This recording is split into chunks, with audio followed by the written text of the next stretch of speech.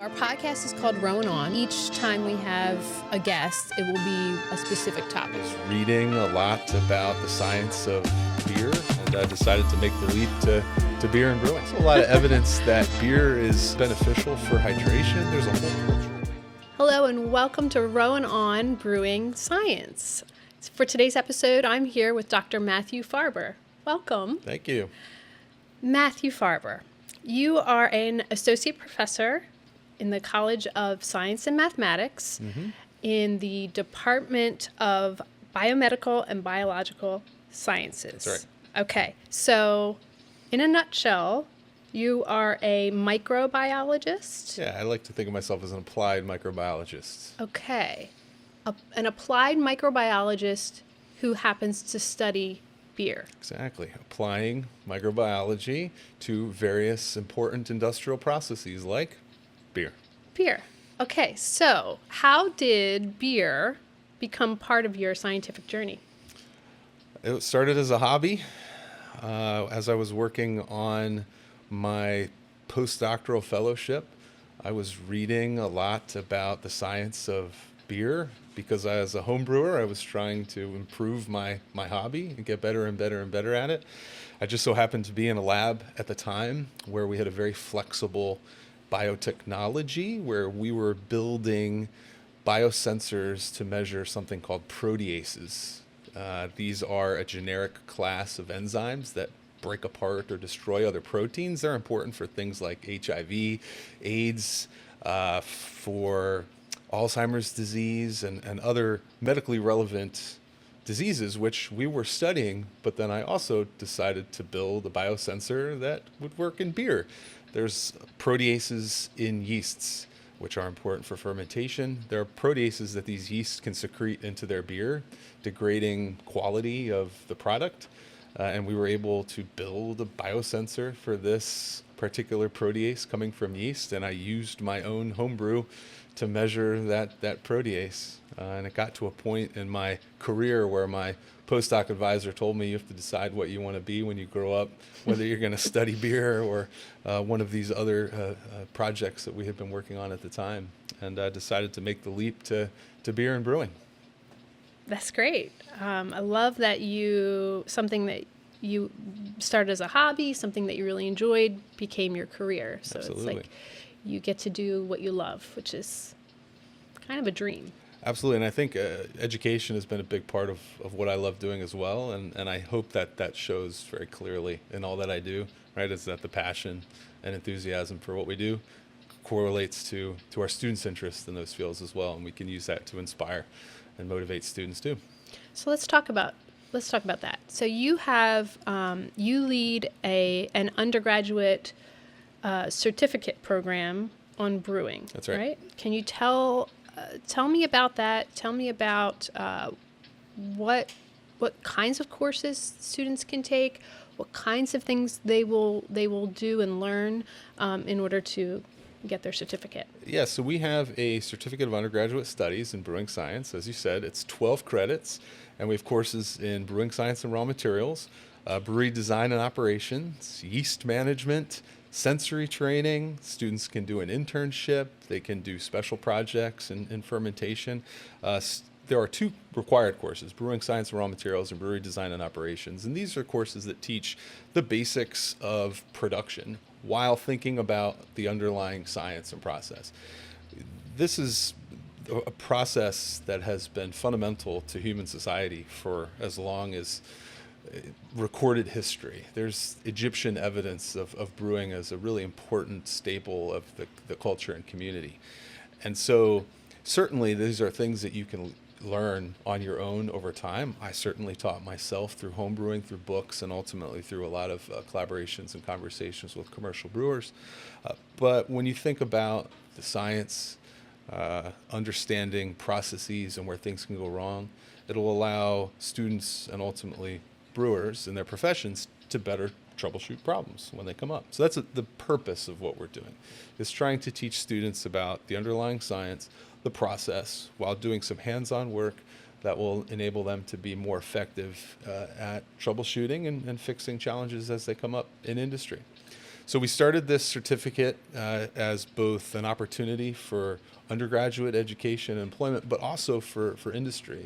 If a brewer wanted to come back and take a course in sensory training, for example, they could come and jump into just a single course, or they could take the whole certificate. And so, again, the idea with each of these courses is that students are taking away something meaningful that they can take with them to industry, back to their jobs. So you mentioned industry, back to their jobs. Let's first talk about your experience working in developing from your lab to an actual successful product. So I'm talking about Philly Sour. Tell me about how that came about and the process. And I mean, you had told me before it was from a tree, and we're talking about bark. Sure. And then students now are dealing with bark. So we'll get into what students are doing now. But tell me about the Philly Sour project. It was really important in my career to always balance teaching and education, research, and industry connections. I think those three ideas are a really critical part of educational programming. And one of the ways that I was able to do that, to both train students in some hands-on microbiology that would be relevant to industry, while also developing some potential research opportunities, is through what I call our Yeast Hunters program.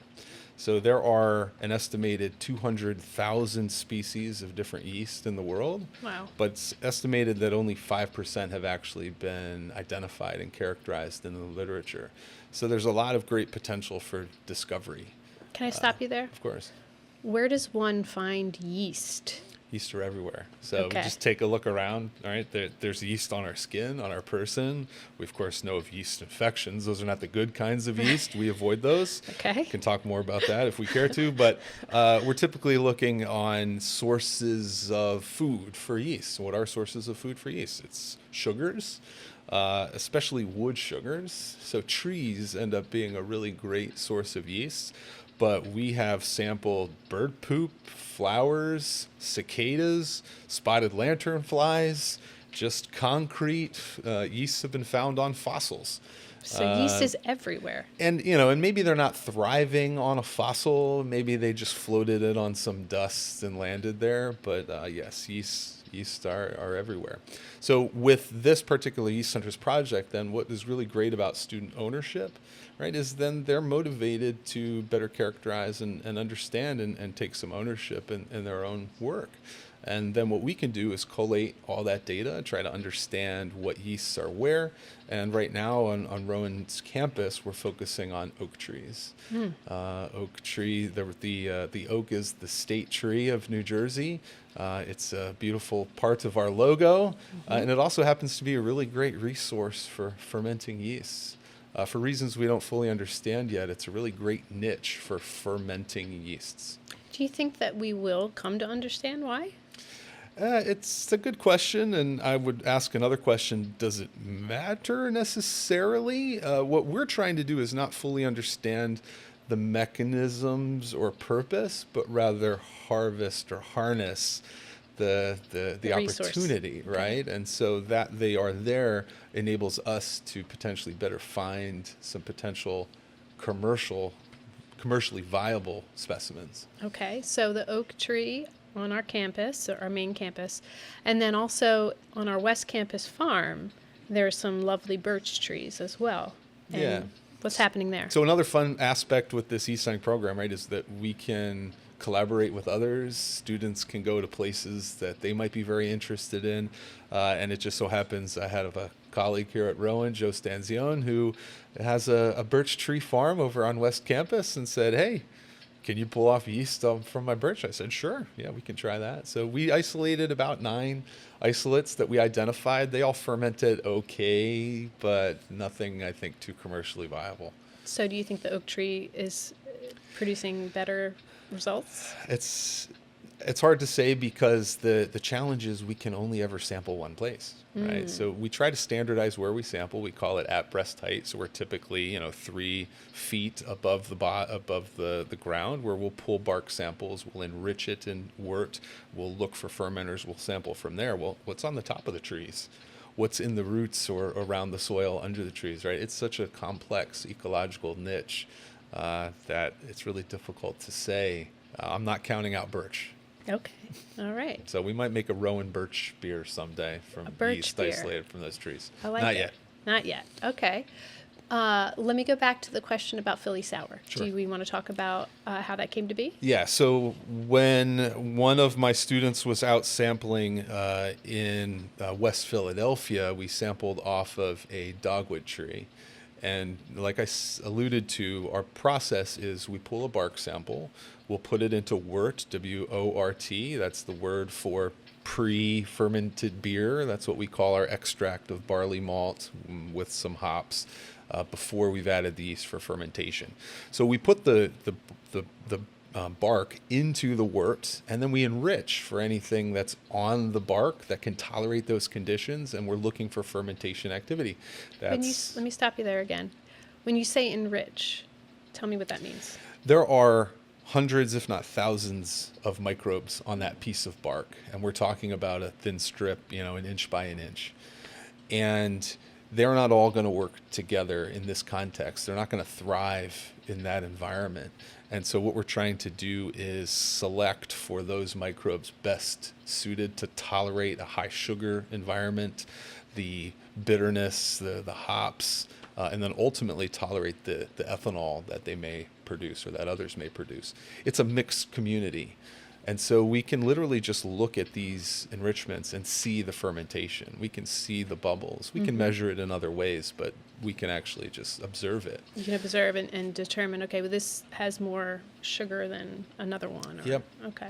And so what we'll do from that enrichment is it'll still be a mixed culture. We still will have multiple yeasts in that environment. We will then culture them and isolate the yeast to purity, and then we'll select individual strains and test them individually to see if their fermentation persists, if they're still able to ferment. So it just so happens we did this off this dogwood tree, and we found one yeast that not only fermented well, but it was acidifying the wort. It was having a very low pH. pH is how we measure the acid in any beverage, for example. And this was on the level of sour beer. The acidity was so low, I thought it was contaminated. Whoa. So you did not set out to make a sour. We serendipitously found this yeast that does both alcohol and now we know lactic acid fermentation and is useful for sour beer. So what we recognized was the opportunity that there was, that brewers were experimenting more and more with sour beer. They had challenges with using bacteria because typically with alcoholic fermentation, that's yeast. Lactic acid fermentation, that's bacteria. And so brewers were bringing bacteria into their environment, and that represents a potential for spoilage, right? That bacteria could get somewhere else in your process and lead to a contamination and a sour beer. So this put that process in one place, right? One yeast that could do it all. You didn't need to bring any more bacteria into your production brewery. And so now brewers can make quite tasty sour beers with Philly Sour. That's the short of it, in that there was a long road to the patent, a long road to our partnership with Lallemand, who now has commercialized it as Philly Sour. But it started out as strain designated GY7B. So right now we're up the road from campus. We're sitting here in this really lovely space at Bonesaw Brewing. And this is a company who you collaborate with. So let's talk a little bit about the collaboration with Rowan University and Bonesaw, and then we'll get into the discussion about non-alcoholic beer. Yeah, when I first, I don't think I had even started working at Rowan yet. I was just scouting the area and the breweries, and I was sitting at the bar and just happened to run into the brewmaster, AJ. This was 3 or 4 years ago. And we've become great collaborators and friends. And Bonesaw is a fantastic brewery with a beautiful production facility and some really unique equipment and attention on process and quality of beer. And so we started talking science and haven't stopped ever since. So we've been collaborating with AJ both in course content. AJ will help us co-teach our brewery design and operations course.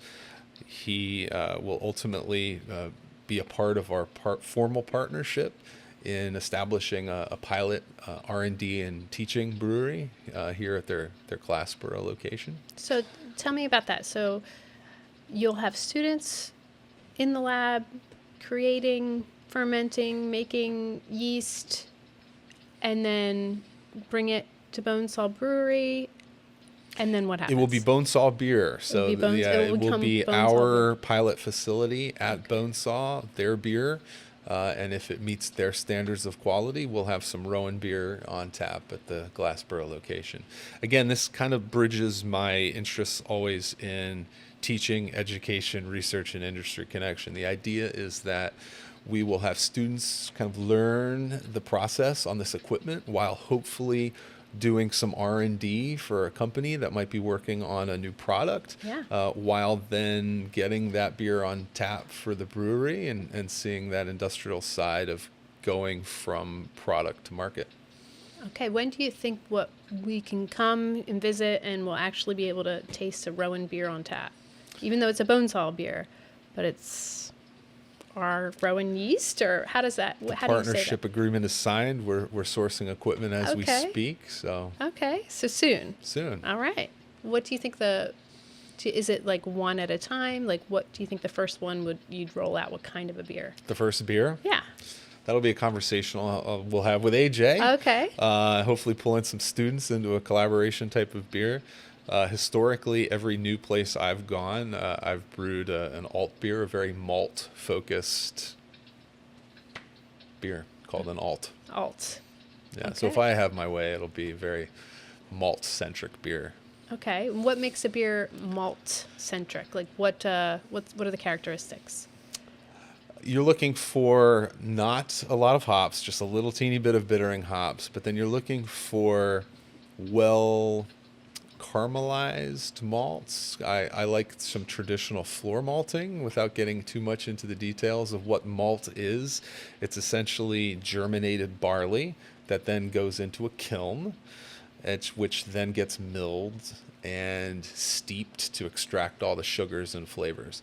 So you can think of malt kind of like toast, right? There's the raw toast, there's burnt toast, and there's everything in between. And so we're looking then for flavors like what has the most flavor in your toast, right? Is it the darker toast or the lighter toast? It's usually the darker toast. You can get some more interesting flavors from that. So you're looking for a little darker beer, a little bit more of what I consider traditional malting practice, and this is what's called floor malting. And yeah, notes of biscuit, bread, cracker, cereal. Wow.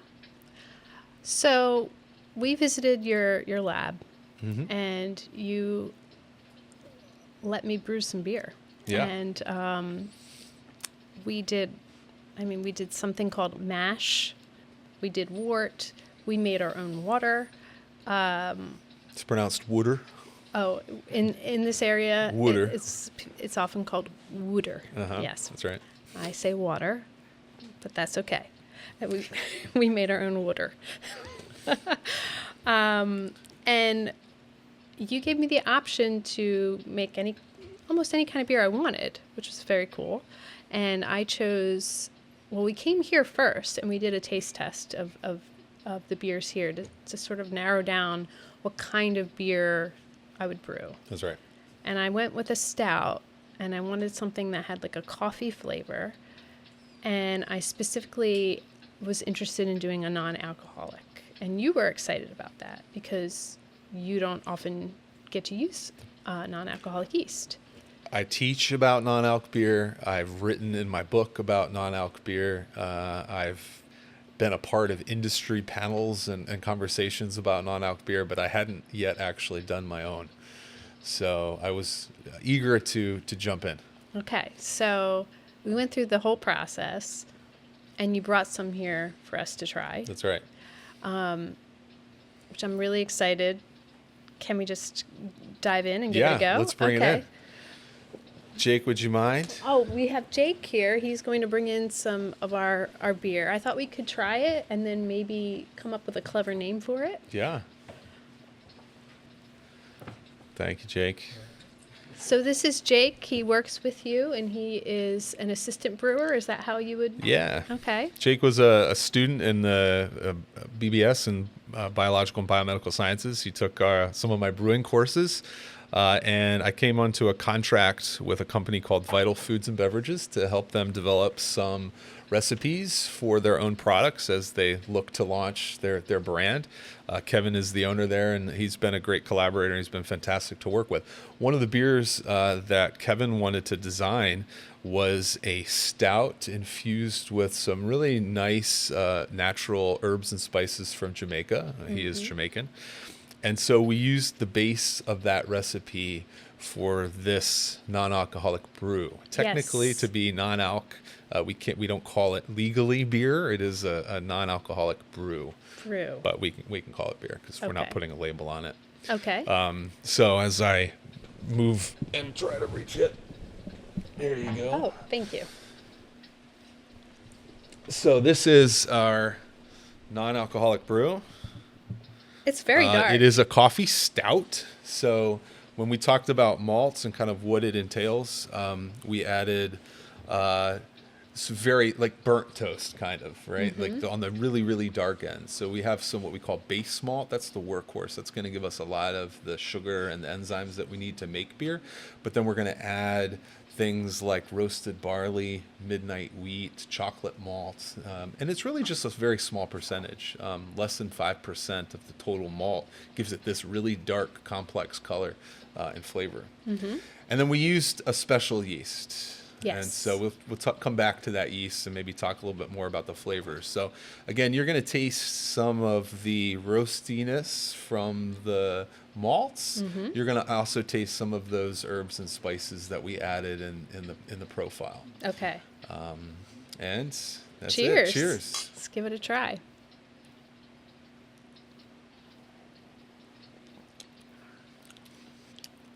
That's good. So how much do you drink coffee? I drink coffee every day. Same. I try to just keep it to 1 cup, I never keep it to 1 cup. but I've always liked coffee. It's Yeah. always been kind of a comfort beverage. Yeah. So as a coffee drinker, what do you think about this? I think it's very good, actually. I'm surprised that it has a good balance of like a stout and coffee. It doesn't taste overly carbonated either. It feels like a good mix. Yeah. I think if it was a little, you're right. I think the carbonation level is low as it should be because if it was a little high, it might be confusing. Yes. Because it is so coffee-like. It's actually warmed up a little bit because it's been sitting here as we've been getting ready, and so I think that actually also brightens it up a little bit. Yeah. I can taste some of the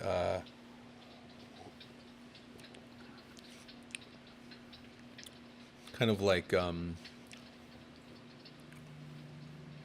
dark root, kind of roasted roots. Roasted roots. Yeah. That's It kind is- of a fun name. It is a little bitter. It There's is. some astringency that lingers. So let's talk a little bit about the coffee side of this stout. Sure. It was a very intentional decision on what kind of beans to use. Tell me. Sure. So while this was my first non-alc brew, I have done a lot of coffee stouts. And so what's really important with making a coffee stout is that you don't over extract the beans. And so what I typically find that works best is to do kind of a concentrated cold brew that then you can add back into the beer. If you steep the beans themselves or do any kinds of hot brewing, you can pull out some kind of astringency on it, which is as a result of over extraction. Likewise, then you want to have some beans that have character and flavor to them. And so we're not looking for really dark roasts on the dark side of that toast, right? Because then you're going to get those astringency notes. The burnt flavors overtake any of the subtle berry flavors that should be in a bean. So you're looking for a really light roast. And there are different geographical origins that lend themselves better to having more flavorful brews. And on a recent trip to the fossil park, I was really pleasantly surprised by the quality of the beans they have there. And I wasn't paid to say that, but feel free to send some coffee my way if you please. I was really happy with the light roast that they have up at the fossil park. Yeah. It's, I believe, a blend of Guatemalan beans, which is one of my favorite regions. And I've forgotten the latter. But when I was drinking those beans, my own coffee made from them, I thought that this would be a nice coffee to add to this particular brew. So I talked with Ken, Dr. Kenneth Lacavera, about this. He likes beer as well. Yes. And I said, hey, we're making our own coffee stout, and we're going to use the beans from the Edelman Fossil Park Museum. So he was really excited about that. And I promised him that I would bring this and let him try it. Yes. I also told him that you and Jake are working on a particular kind of beer sourced from the garden at the fossil park. Tell me about that. Yeah, so they have a really interesting garden that is connected to the time of the dinosaurs, with a lot of native plants and shrubs that would have existed in such a time period. And so they gave us a list of those plants, and Jake has been working hard trying to find what would be food safe and tasty. And so we are leaning more towards some of the pines and using some of the early needles to try to create a more pine forward type of beer. So I haven't gotten there yet. Technically, the springtime is when the harvest of said shrubs is best. Okay. But that's going to be a project that's to be determined. I am excited for it, and I think I got Dr. Lacavera excited as well. So Yeah. will you let me know when that is ready? Of course, and we can also go do all kinds of yeast hunting as well. Like I said, Oh, that on would be fossils fun. or on all of those prehistoric shrubs. Yes. Yeast hunters. Yes. It's like a separate segment. I like it. So we talked about the coffee. We talked about the stout, the non-alcoholic yeast. There's been a lot of non-alcoholic functional beverages that are becoming more and more popular. I keep seeing them in my social feeds. Keep hearing, celebrity-made beverages and things that are non-alcoholic. And you mentioned that you've heard a lot about this as well. Do you want to talk a little bit about that? Yeah, the trend in the industry right now, I would say over the last year or two, has seen a rise in non-alcoholic beer, just in terms of production volume. And I think that comes from the explosion of craft beer that we saw. And as the industry has matured a little bit, folks are still looking to enjoy exploring and or brewing new and innovative products in the industry. I think folks, rightfully so, have been getting tired of triple IPAs. I mean, you can't drink 10% IPAs. It, in my opinion, goes away from what beer is meant to be, and that is a social beverage with a meal to share with friends. And the higher that alcohol percentage gets, right, the more you're getting towards hard spirits and drinking, for the wrong reasons. And so I think as the industry has started to back down or turn down the alcohol content, I think that's great for drinkers. I think that's great for the industry because now what we can do is explore yet another avenue of how now we can make a tasty, non-alcoholic version of something I knew how to make well, a coffee stout, right? But now trying to figure out how to create an enjoyable beverage that you could now have one at 9 a.m. if you so choose. That's right. There's also a lot of evidence that beer is quite beneficial for hydration. There's a whole culture around beer running and having beverages after exercise. Like physically running? There's some actual research that shows that beer is more hydrating than water. There are, a gram of protein. There is sodium and potassium. In certain styles of beer, there's more potassium than a banana. And so So you're having telling me that some beer is healthy, perhaps. in moderation, Yeah. a single beer can have a great recovery on an exercise, for example. Okay. So I have in my own fridge a case of non-alc beer where if I go for an afternoon run, I'll crack one of those after my race. Instead of water, I'll have a non-alcoholic beer. That's great. We have to be careful about calling beers functional or healthy. So it's Ah. actually not permitted by the federal government to market beer as such. Right. We can talk about it. I can talk about it, especially as a scientist. But if a brewery were to, they have to be careful Right, they that they're can't not advertise advertising it it. as Okay. promotional. Yeah. Well, that makes sense. Yeah. Now, non-alcoholic beer is a gray area. As we said, we can't call it beer, so it's actually called a non-alcoholic brew. Brew. So will the same limitations stand for non-alc beers? I'm not sure. Ah, So to be determined. interesting. So we barely talked about water. One of the first steps when I visited was Sorry, it's wooder. oh, that's right, Wooder. One of the I love it. One of the I can't do it.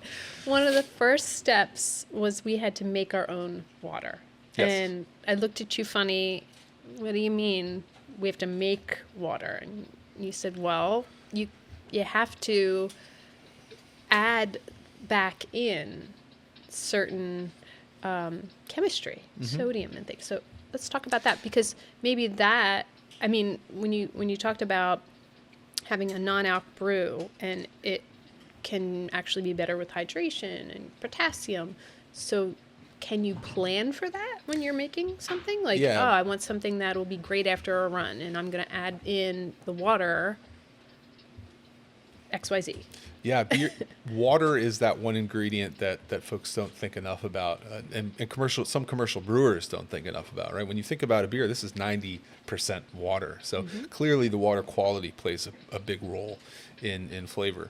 There are a lot of ions in water. Your tap water is different than the tap water in Colorado, than in Ireland, or Pilsen. And so when we think about historical beer styles, a lot of them are related to the ionic profile of the water in that area. So for example, in Ireland, the water was really hard. In Pilsen, known for their Pilsners, the water was very soft, almost devoid of mineral content. And so depending on what kind of style you're going for, we can accentuate different ions in that water profile. And so for making a stout where we want to kind of drive the roasty, malty flavors, those coffee-like flavors, we want to use a harder water profile, water that's higher in something called bicarbonate, for example. And so we can build our water profile to make the best stout that we can. Okay, so I have some fun questions for you. Okay. Speaking about, international beer, distribution, what do you wish you had that you can't get around this area? Like if you thought, I wish I had this beer from this land, XYZ. Is there something that you've tried somewhere in another country or somewhere and you thought, man, I wish we had this in New Jersey? Yeah. The answer that I'm going to give to your question, I've given to the question, like, what's your favorite beer? Okay. And my favorite beer is the beer I've had where it's been made is always the first one. But then the actual answer is Westvleteren 12. So Westvleteren 12 is a Trappist beer that's brewed in a monastery in a small town in Belgium. They don't distribute. They only sell enough to raise money to support their mission, and no more. So if you ever want to drink it, you can get it on the secondary market, typically in Belgium, but it becomes so expensive that there isn't even a secondary market for it in the U.S. When I was on vacation once in Belgium, we went on a small town called Poperinga. We rented bikes. We biked through the hop fields to this monastery where they had a beautiful little cafe where I had a cheese sandwich and a Belgian quad and a big goblet, and it was the most amazing beer I had ever had. So what I would like around here is A Belgian easier. monastery? A Belgian monastery? No. Easier, bikeable access to a culture of camaraderie around beer. That I think we sounds- have a lot of that here at Bonesaw inside, right? This is a beautiful facility that creates a lot of conviviality Yeah. and community. But again, just like hopping on a bike and going through the farmlands to go to a cafe, there's nothing like it. That sounds fantastic. That Which sounds... which we should be able to do here in South Jersey. Yes. Maybe we need to start this biking beer community. Yeah. West like it. Campus. West Campus? Yeah. You could open up a little station for bikes. Well, speaking of monasteries, when I think about other kinds of things that are created, monks chant to the barrels, for wine. Okay. People talk to plants, sing to plants. Are there some quirky brewer traditions that you've come across in your studying? Quirky brewer traditions. There's a wort toddy. Oh, So in the process of making beer, you'll recall we had a really hot wort that we tasted. yeah. So you just add a little splash of whiskey to that, and you have a wort Hot toddy. Wort toddy. What kind of what splash? What kind of whiskey or? Thinking of the region, I love a good rye Okay. whiskey. So something local, something rye. Okay. Let's name this beer. Ooh, I did not come prepared for that question. Well, so coffee stout. You said rusty root or roasted root, right? It's got some chocolate notes. So yeah, a play on the coffee. Yeah. A play on that being more functional. Mm-hmm.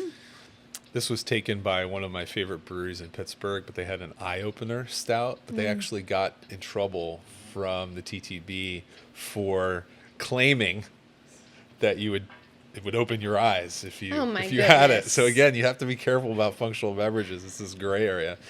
The non-alc coffee stout. Toasty, roasty. About the morning Karen. The Morning The Karen. Morning Karen. Yes. Ooh. That sounds fun.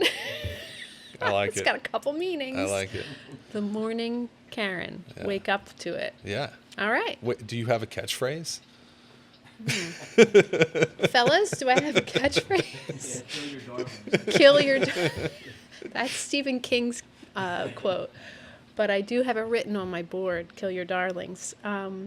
But that would be if I didn't like this, but I do like it, so I'm not going to kill this. Yeah. The Morning Karen, I think. The is Morning Karen. Wake up to it. That's going to be our working title. Okay, working title. I like it. I'm fine with that. You're stranded on a desert island, okay? And there's a tiki bar. The last tiki bar, this is the last round they're going to ever have. All they're serving is brew, is beer. What are you going to order? It can be anything you want. What are you going to order, and who are you going to have your beer with? Anyone living, dead, and you only get one beer with them, and then they're gone. It's going to be that It's West Fluttering 12 Okay. in a really beautiful goblet with Louis Pasteur. oh Yeah, so we can talk all about his studies of yeasts. He was the scientist who best characterized yeast as the causative agent of fermentation, amongst many other things. yes, And so, yeah, I'd love to learn more about his experiences. that's a great response. Which U.S. president opened the first known home brewery in the White House? Do you know that? Washington had some records of owning a brewery. I don't know if he had one there. So did Jefferson. I'm going to say it was Jefferson. That is wrong. But Jefferson was a well-known brewer, but there's no evidence or record of him ever doing it in the White House. Okay. However, Barack Obama did. Yes. Interesting. I didn't know that until Yes. recently. It was a honey something. It was a honey something ale. Yes. Do you know who Carol Stout Yeah, is? Stout's Brewery. Oh, you do? Oh, yeah. Okay. You know, the first case of beer I ever bought was a winter warmer from Stouts. Oh, that's great. Mm-hmm. And that's right in Pennsylvania. Yeah. And did you know that William Shakespeare was a beer connoisseur? Oh, I did not know that. Well, now you do. Okay, so we are playing a little game here. Ask a molecular biologist. Okay. And we have a grad student who has sent in some questions. So his name is Evan Schlotterbeck. He studies strategic communications, and he had a couple of things he wanted to ask. If I were to take a class with Dr. Farber, what would I be getting myself into? What is it like to go on a yeast hunt? How is fermentation and beer production curated for the classroom? Well, I mean, you're going to take the best class you've ever taken at Rowan, I think. We have a lot of great classes, so that's not true. But like I said, I always try to create an environment where students are excited to be there, that they can feel my enthusiasm and excitement. Not only am I a scientist and will make you understand atoms and water chemistry and how to calculate that based on molecular weight, but I'll also wax poetic about the history of the beverage and how there's 18th century brewing practices that we still do today. And so we'll get to walk through styles of beer, how they're made. We don't taste a ton, but with the rising popularity of non-alcoholic beer, we've been doing more and more spiked tastings. So in our sensory training class, for example, when we talk about how to communicate sensory, part of that is the lexicon and the language that's being used. And so not only developing a way of describing a beer is really important, but then also understanding some of the actual chemicals that cause those flavors and what they taste like. So we'll take a non-alc beer, for example, and we will add food safe spikes into it, taste it, talk about it. And all of my classes, I try to have some types of engaging, interactive elements that not only we're doing hands-on, tastes on kinds of experiments, but also working on projects that you could take into the real world, like development of your own sensory wheel, right? So you're developing your own language around beer so that you can talk about more accurately what you're tasting with others. That's great. Here's another question for you from Evan. How do brewing scientists fit into the larger scope of the beer industry? What is the relationship between scientists and producers? Yeah, so most large breweries have a lab, right, which is one of quality assurance and control. So that means that if you are making a house IPA, it always tastes like your house IPA. There's not going to be any variation or variability in that. But when you think about the process, there are so many ways that variability could be created. The raw materials, for example. One of the things I like to talk about in water is we are recording this right now in January. The base water running through our coffers under the ground are probably different than they are in the summertime. And that's because being the winter, what's on the roads right now that's going to leach into our groundwater, but salt. Mm-hmm. And so the sodium content's going to be a lot hotter. How could you respond to that if you need to respond to that in the brewery? So there are not only a need to understand the variabilities of our raw materials, but then also the stability of the beer on the shelf, right? So if you have a beer that went into package, how is it going to taste 1 month, 2 months, 6 months out? And do you have someone well equipped to help evaluate that from a sensory standpoint, for example? And so a scientist or a lab technician in a brewery is a really well-informed bridge between production, management, operations, and everything. And the scientist really wears a lot of different hats in the brewery. Yeah, that's the practical side. Yeah. Application. What's next for your future in your field, for you, for students? Yeah. We are working on that partnership with Bonesaw and getting Rowan beer on tap in Glassboro. And that's, I think, the biggest, most important partnership right now. I also alluded to we have hundreds of strains in our freezers with more on the horizon. So finding the next great commercial strain that comes out of Glassboro is another big thing on my to-do list. Great. So I did take a tour out at the West Campus farm and met with Stephen Ordog. And he has a whole aquaponics system going, and there were things fermenting. Can you tell me what your connection is there? Yeah, Steve is doing some research projects that I'm helping advise him on in thinking about kind of expanding the aquaponic loop to involve fermentation. There are a lot of waste products that are produced in the brewing industry and also in the hydroponic and aquaponic industries. And so finding a way to pull those back in to the circular structure that is food production in such an environment is really an important part of that. So what we're trying to do in the greenhouse is to capture the carbon dioxide gas of fermentation and utilize that for crop improvement in the greenhouse.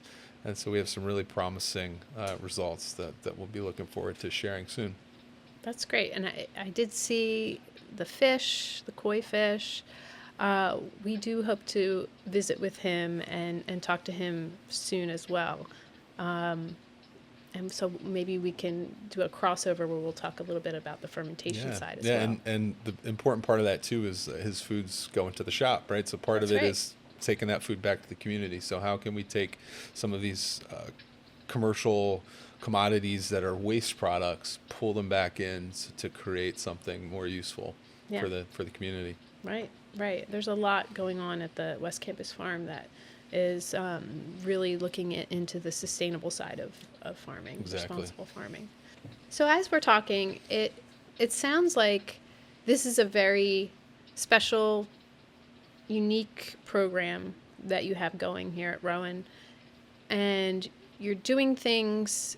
You're doing yeast hunts and collecting materials and creating things that maybe aren't typically defined in the brewing world. Can you talk a little bit about that, how you might be defying definition? Yeah, I think on the one hand, we think about beer as a certain product. You have something in your mind, and you're not necessarily thinking about the innovations that we might be able to see from a scientific standpoint, a process or production standpoint. And I think what I also want to see for our program and for our students is their involvement in this process. I would like to have industry's involvement in this process, right? And so that it's not just a lab and a scientist. It is a cohort of students. It's industry, collaboration, and connection to create innovative new products using new yeasts or new conventions that we're still coming up with today, to then ultimately come back to the original definition of beer. And that's one of conviviality. And there's a German word that doesn't have an English translation, and it's called Gemütlichkeit. Wow. And that is that beer garden, everybody around a meal with some beer, having a great time, laughing, singing, right? And that feeling of community, I think, is important to keep in mind with all things education, and especially for the industry as well. That's great. You're going to have to teach me how to say that word. Gemütlichkeit. Gemütlichkeit. You got it. Woo! Okay. Thank you so much, Dr. Farber, for chatting with us, being with us here today. And thank you for joining us for Rowan On Brewing Science. My pleasure. Cheers. Cheers.